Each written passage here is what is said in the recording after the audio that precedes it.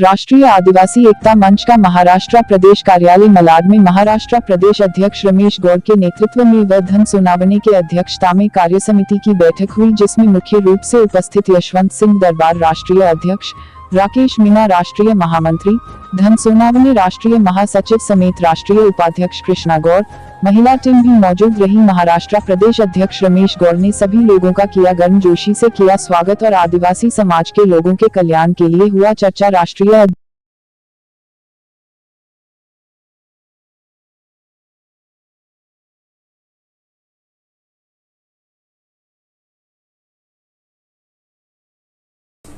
जो आदिवासी के एक बड़े नेता हैं और पूर्व मंत्री रह चुके हैं।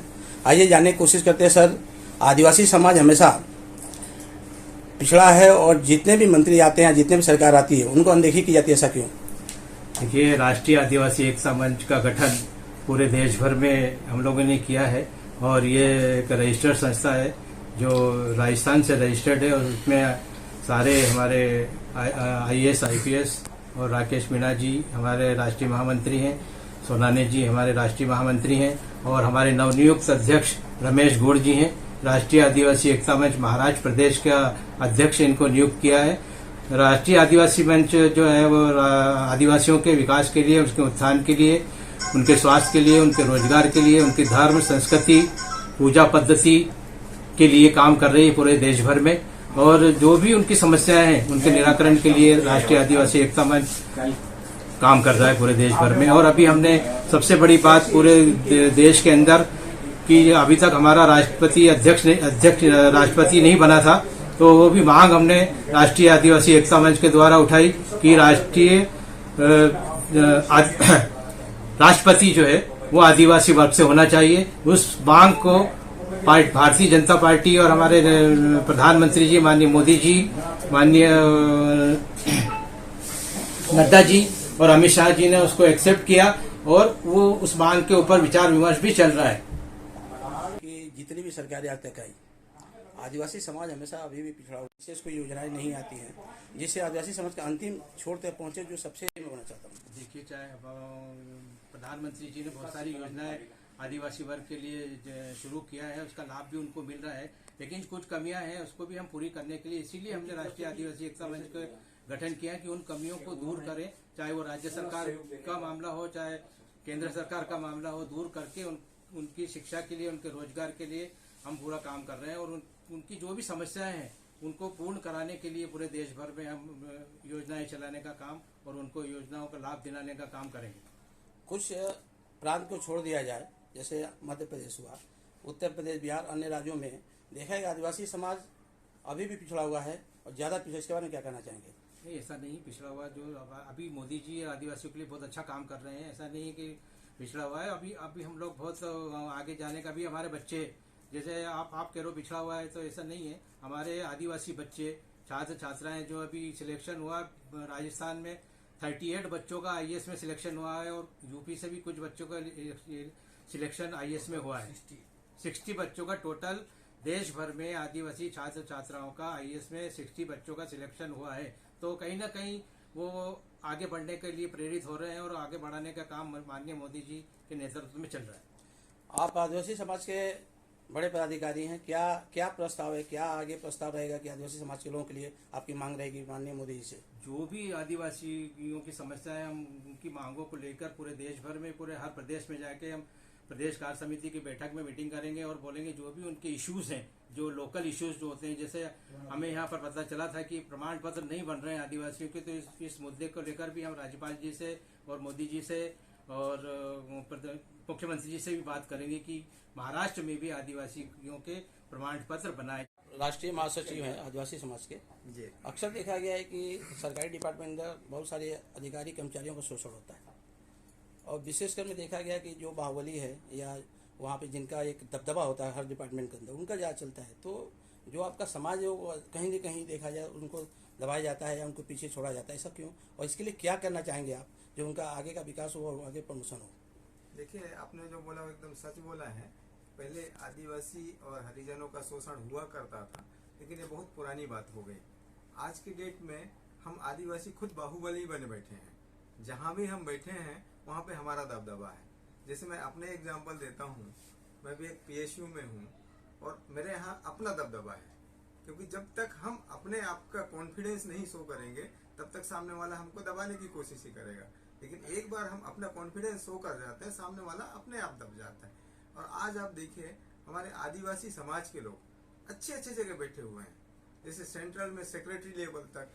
पहले देखो ज्वाइंट सेक्रेटरी या एडिशनल सेक्रेटरी तक हमको रोक दिया जाता था, लेकिन 2 साल पहले जो हमारे पार्लियामेंट में डिस्कशन हुआ इसमें कि नहीं इनको भी ऊपर तक लेके जाना है, तो आज जैसे हमारे यहाँ 3 सेंट्रल में सेक्रेटरी आदिवासी समुदाय से हैं। तो पहले हुआ करता था कि हमारी शोषण होती थी, लेकिन आज हम उतने सक्षम लेवल पे आ गए हैं कि अब शोषण करना बहुत मुश्किल है। मतलब कहने मतलब ये है कि आगे आदिवासी समाज के जो लोग हैं संतुष्ट है और आगे इस तरह की समस्या नहीं है, पहले हुआ करता था। हाँ, पहले हुआ करता था, संतुष्ट तो नहीं है, अभी भी बहुत सारी चीजें बाकी हैं जो हमको सरकार से चाहिए। जैसे हमारे यहाँ जैसे बोलते हैं कि सुप्रीम कोर्ट का एक बार हवाला दे देते हैं कि नहीं प्रमोशन में आरक्षण नहीं होना चाहिए, लेकिन ऐसा नहीं है, होना चाहिए भाई। जहां तक है जिस लेवल में, जैसे हमारा 15% है या 7.5% है, 7.5% हमारा जहां तक परसेंटेज है, जब तक हमारा सेंट्रल लेवल पे सेक्रेटरी लेवल में 7.5% हमारे सेक्रेटरी नहीं हो जाते तब तक हमको आरक्षण देना चाहिए। सर आदिवासी समाज के आप राष्ट्रीय महासचिव, और इसमें बड़ी जिम्मेदारी सचिव की होती है, जितने पेपर वर्क होते हैं वो सचिव करते हैं। तो इसमें क्या प्रस्ताव आपने अभी तक आगे बढ़ाया है, जो समस्याएं हैं यहाँ पे बताना चाहिए? राष्ट्रीय आदिवासी एकता मंच के माध्यम से, राष्ट्रीय आदिवासी एकता मंच के हमारे राष्ट्रीय अध्यक्ष यशवंत सिंह जी दरबार के नेतृत्व में एक पूरे देश में एक बड़ी टीम बनने जा रही है। इसके बाद पहला जो स्टेप हमारा है कि अभी राष्ट्रपति, पहला कोई आदिवासी राष्ट्रपति नहीं बना है, तो राष्ट्रपति की हमने मांग की है, तो उसका सरकार कुछ फॉलोअप किया है। और जहां एक्सरसाइज चल रहा है कि अगला हो सकता है अगला राष्ट्रपति आदिवासी बने।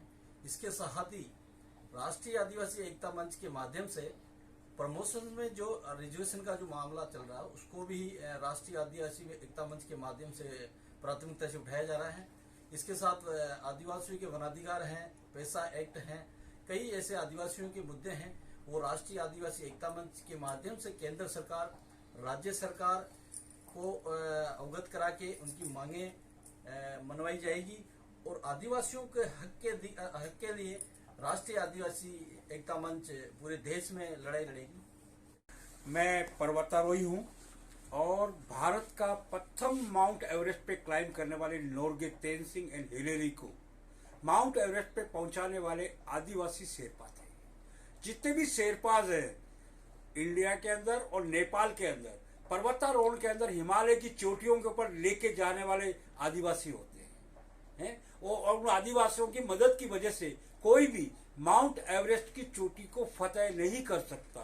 अगर वो शेरपा नहीं जाएंगे तो वो माउंट एवरेस्ट के ऊपर फतेह नहीं कर सकते। तो आदिवासियों का इतना बड़ा योगदान है कि विश्व की सबसे ऊंची चोटी माउंट एवरेस्ट के ऊपर लेके जाने वाले और उनको फतेह कराने वाले शेरपाज है, जो America, England, Europe, India, world के सारी कंट्री के माउंटेनियर्स को माउंट एवरेस्ट पे लेके जाते हैं। वो शेरपाज आदिवासी है। अगर आदिवासी नहीं होते, ये शेरपाज नहीं होते, तो वो माउंट एवरेस्ट की चोटी पे नहीं जा पाते, रास्ते में उनका दम निकल जाता है। प्रदेश के जो पूर्व मंत्री रह चुके हैं उनका आगमन हुआ है, उनके साथ में बहुत सारी टीम है, महिला मंडल भी यहाँ पे है जो कि महिलाओं की भी टीम है। आइए बात करते हैं रमेश जी से कि सर आदिवासी समाज महाराष्ट्र अध्यक्ष, ये जो आज आपका मीटिंग हुआ है, छोटा सा संक्षिप्त में स्वागत समारोह हुआ है, मीटिंग हुआ है, क्या मैसेज देना चाहेंगे आदिवासी समाज के लोगों के लिए? सबसे पहले आज आदिवासी समाज के लिए बहुत गौरवपूर्ण दिन है कि हमारे बीच हमारे राष्ट्रीय अध्यक्ष जी का दर्शन का मौका मिला, उनका मार्गदर्शन मिला हमको।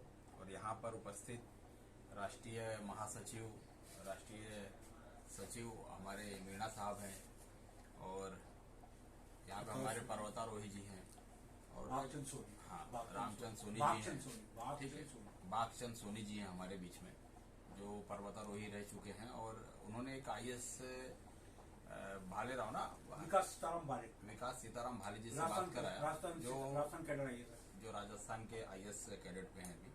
और हमारे बीच में राष्ट्रीय उपाध्यक्ष कृष्णा गौड़ जी हैं, ज्योति गौड़ जी हैं, पूजा जी हैं, किरण जी हैं।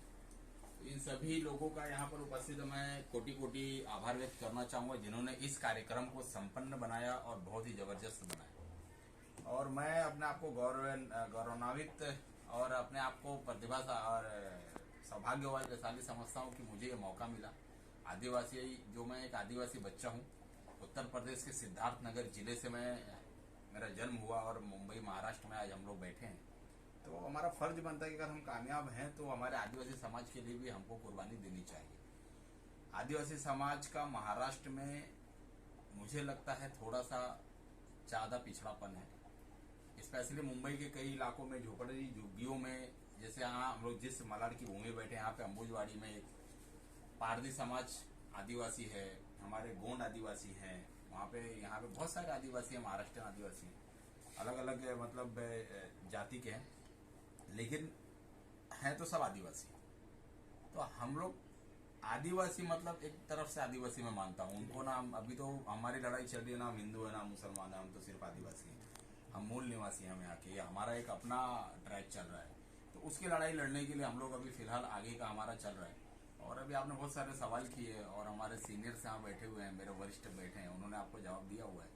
आगे कुछ है तो बताइए, बाकी तो मैं एकदम गदगद हूँ, तो मेरे पास कुछ शब्द नहीं है ज़्यादा। मतलब आज का दिन आपका सुनहरा अवसर एक बिल्कुल। गौरवपूर्ण दिन है, जो कि मुंबई के अंदर आपके ऑफिस में चर्चाएं हो रही हैं आदिवासी समाज के लिए। लेकिन आप एक तेज तर्रार नेता जाने जाते उत्तर भारतीय के भी, तो मैं इससे जोड़ना चाहूँगा उत्तर भारतीय प्लस आदिवासी समाज दोनों को जोड़ूंगा कि इनके लिए क्या कहना चाहेंगे। कि हर चुनाव में मैंने देखा है, बहुत सारी चीज़ें देखी हैं कि बहुत सारे वादे होते हैं, लेकिन इनके लिए खाली वादे रह जाते हैं, लेकिन धरातल पर कुछ भी नहीं होता है। मुझे लगता है इस बार चुनाव में महाराष्ट्र की या मुंबई की जनता को विकास को वोट देना चाहिए। टूटी फूटी सड़कों को ध्यान में रखकर वोट देना चाहिए, खुले हुए नालों को ध्यान में रखकर वोट देना चाहिए, टूटे फूटे स्पीड ब्रेकर को देखते हुए और बंद लाइटों को, बंद कैमरे को और अपने सुरक्षा को देखते हुए। अभी मुंबई के कमिश्नर जो कमिश्नर हैं, उन्होंने अभी पॉस्को एक्ट को लेकर उन्होंने एक फैसला किया है। बहुत सराहनीय कदम उन्होंने उठाया, लेकिन बहुत लेट उठाया। मुझे लगता है हजारों पीड़ित हो चुके उसके बाद ये फैसला लिया गया है। और ऐसे ही है जो ये लवर्स मैटर चलता है, कॉलेज में लड़की लड़के बॉयफ्रेंड गर्लफ्रेंड होते हैं और बाद में फिर उनको ब्लेम कर दिया जाता है। महाराष्ट्र सरकार को इसमें भी या सुप्रीम कोर्ट को इस पर फोकस करने की जरूरत है कि वो रेप की कैटेगरी से उसको किसी अलग कैटेगरी में डाले। मैं ये नहीं कहता कि उनको बरी कर दिया जाए, लेकिन उसको एक अलग देखरेख किया जाए। जब तक लड़की लड़का साथ में घूमते तब तक उनका प्यार होता है, बाद में अचानक लड़की को आईफोन नहीं मिलता तो ब्लेम कर देती है और रेप हो जाता है। तो उस चीज से बचना चाहिए, क्योंकि रियल रेप और ये जो क्रिएट रेप है ना, इसमें फर्क फिर कर पाना मुश्किल होता है। तो जो आज बड़ी बड़ी घटनाएं हो जा रही है ना, वो इसमें छुप जा रही है, तो सभी एक ही कैटेगरी में देखे जाते हैं। तो इस तरह जो महाराष्ट्र के जो मुंबई के कमिश्नर जी ने जो पांडे साहब ने जो किया है, उन्होंने बहुत शानदार किया है। संजय पांडे जी हैं शायद, तो उन्होंने बहुत शानदार ये फैसला उन्होंने लिया है कि इसके पहले आपको डीसीपी से परमिशन लेनी होगी, उसके बाद आपको केस नोंदनी करना होगा। करेक्ट है? तो ये बहुत अच्छा चीज है। और इस बार महाराष्ट्र की जनता, स्पेशली उत्तर भारतीयों को, अपने मान सम्मान को देखते हुए और आदिवासियों को भी अपने हक अधिकार को देखते हुए इस बार वोट करना चाहिए। आगे ये है कि मलाड विधानसभा जहाँ से आप बिलोंग करते हैं, जहाँ पे आपका ऑफिस है, आप बहुत सारी चीज़ें देख चुके हैं। तो इसके लिए आदिवासी समाज से कोई नेता आगे बढ़ के आएगा जो कि विकास के लिए, अभी बीएमसी का चुनाव होने वाला है। इस बार बहुत दुख की बात है कि एक भी एसटी सीट नहीं। तो इसके लिए किसको दोषी देंगे? इसके लिए तो मुझे लगता है कि महाराष्ट्र में जो ये काउंटिंग करते हैं उनको एक बार रिकाउंटिंग करने का मुझे अपील होना चाहिए, और शायद मैं करूंगा भी। एक भी एसटी सीट नहीं, बहुत दुख की बात है। मुझे लगता है यहाँ पे बहुत ज्यादा मतलब एक तरफा ये किया गया है, एक तरफा फैसला किया गया है, और इसमें मुझे लग रहा है कि कुछ भेदभाव की नीति से, हाँ, तो एक बार उसको फिर से रिजांच होनी चाहिए और रिकाउंटिंग होनी चाहिए। और मुझे लगता है एसटी सीट एटलीस्ट मलाड विधानसभा में होनी चाहिए, जहाँ पर कोली हैं, आदिवासी हैं, यहाँ पे भरे पड़े हैं लोग, बैकवर्ड्स हैं, तो वहाँ पे एसटी सीट नहीं है। एससी सीट के लिए इतना मगजमारी है, तो इस बार का थोड़ा समझ के बाहर था मुझे। हो सकता है सिटी के हिसाब से कुछ सर्वे प्लान किया गया हो, लेकिन समझ में नहीं आ रही चीज मुझे। मैं